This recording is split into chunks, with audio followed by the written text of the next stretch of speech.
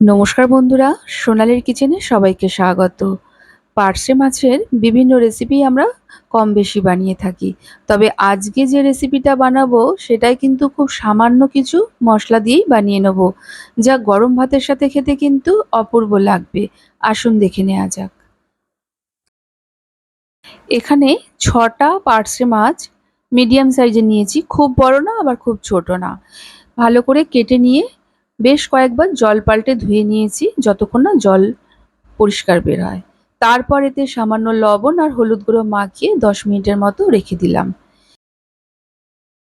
এখন একটা আমরা মশলা বানিয়ে নিচ্ছি। নিয়ে নিলাম হাফ চামচ আদা বাটা, হাফ চামচ জিরে গুঁড়ো, 1 চামচ ধনে গুঁড়ো, হাফ চামচ লাল লঙ্কার গুঁড়ো, হাফ চামচ কাশ্মীরি লঙ্কার গুঁড়ো, হাফ চামচ হলুদ গুঁড়ো। সামান্য একটু জল দিয়ে মশলার একটা পেস্ট বানিয়ে আমরা রেখে দেবো। এবার চলে এলাম রান্নায়। কড়াই গরম হলে কড়াইয়ে দিয়ে দিলাম 4 টেবিল চামচ সর্ষের তেল। রান্নাটা কিন্তু সর্ষের তেলেই করতে হবে।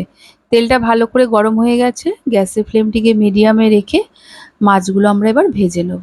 একটা পাশ লাল করে ভাজা হয়ে গেছে, অপর পাশটা উল্টিয়ে দিলাম। খুব কড়া করে ভাজছি না কিন্তু, হালকা লাল হয়েছে সেই স্টেজে আমরা মাছগুলোকে একটি পাত্রে তুলে নেব। সেকেন্ড ব্যাচটাও কিন্তু আমরা ঠিক একইভাবে ভেজে নেব। এরপর ওই মাছ ভাজার তেলেই একটা তেজপাতা ছিঁড়ে দিয়ে দিলাম আর দুটো চেরা কাঁচা লঙ্কা দিলাম। ফোড়নটা একটু ভাজা ভাজা হলেই যে মশলার পেস্টটা আমরা বানিয়ে রেখেছিলাম সেটা দিয়ে দিলাম। বাটির মধ্যে এক্সট্রা মশলাটা লেগেছিল, সেই মশলার বাটি ধোয়া জল একটু দিয়ে দিলাম আর দিলাম স্বাদ মতো লবণ। এবার আমরা মশলাটাকে ভালো করে কষিয়ে নেব। মশলা যত ভালো করে কষানো হবে রান্নার স্বাদ তত ভালো হবে। দেখুন মশলা থেকে এখন তেল ছেড়ে আসছে। এই স্টেজে আমরা দিয়ে দিলাম 2 টেবিল চামচ টক দই। দইটাকে আমি আগে থেকে ভালো করে ফেটিয়ে রেখেছিলাম। আর দইটা দেওয়ার সময় গ্যাসের ফ্লেমটিকে একদম লোতে রেখে দইটাকে কিন্তু আমাদের মশলার সাথে ভালো করে মিশিয়ে নিতে হবে। ভালো করে মিশিয়ে নেওয়ার পর আবারও কিছুক্ষণ আমরা কষিয়ে নেব, যতক্ষণ না টক দইয়ের গন্ধটা চলে যায়। এই সময় কিন্তু গ্যাসের ফ্লেমটিকে মিডিয়ামে রেখেই মশলাটাকে আমাদের ভালো করে কষিয়ে নিতে হবে।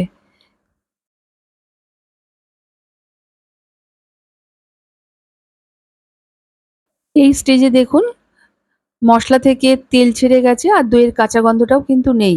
এখন এতে দিয়ে দিলাম 1 গ্লাস জল। এবার জলটা দিয়ে ভালো করে মিশিয়ে নেওয়ার পর একটু চেখে দেখে নিতে হবে লবণটা ঠিকঠাক আছে কিনা। এখানে একটু লবণের প্রয়োজন ছিল, তাই এখন লবণ দিয়ে ভালো করে মিশিয়ে নিলাম। এবার গ্যাসের ফ্লেমটিকে হাইতে রেখেই এটাকে আমরা ঢেকে রান্না হতে দেবো। ফিরে এলাম কিছুক্ষণ পর, দেখুন ঝোলটা ভালোভাবে ফুটে গেছে। এখন আমরা ভেজে রাখা মাছগুলো দিয়ে দিলাম। তারপর হালকাতে একটু নেড়ে দিয়ে এতে কটা চেরা কাঁচা লঙ্কা দিয়ে দিলাম। তারপর গ্যাসের ফ্লেমটিকে মিডিয়ামে রেখে এটাকে আমরা ঢেকে আবারও কিছুক্ষণ রান্না করে নেব। ফিরে এলাম কিছুক্ষণ পর, দেখুন ঝোলটা অনেকটা শুকিয়ে গেছে। আমরা এই রকম ঘনত্বেরই ঝোলটা রাখবো। এখন এতে কিছুটা পরিমাণ ধনেপাতা কুচি দিয়ে হালকাতে একটু মিশিয়ে নিলেই আমাদের তৈরি হয়ে গেল দই পার্শে। এখন গ্যাসের ফ্লেমটিকে অফ করে এটাকে আমরা কিছুক্ষণ ঢেকে রেখে দেবো। তারপরে সার্ভ করব। গরম ভাতের সাথে এই রকম দই পার্শে খেতে কিন্তু অপূর্ব লাগবে। একবার হলেও এইভাবে বানিয়ে ট্রাই করবেন। আর কেমন লেগেছে আমাকে কমেন্ট করে জানাবেন। ভালো লাগলে একটা লাইক ও প্রচুর শেয়ার করবেন। আমার চ্যানেলে নতুন বন্ধু হয়ে থাকলে প্লিজ আমার চ্যানেলটিকে সাবস্ক্রাইব করবেন। আজ তাহলে এই পর্যন্ত, আবার চলে আসবো নতুন কোনো রেসিপির সাথে। সবাই ভালো থাকুন, সুস্থ থাকুন। ধন্যবাদ।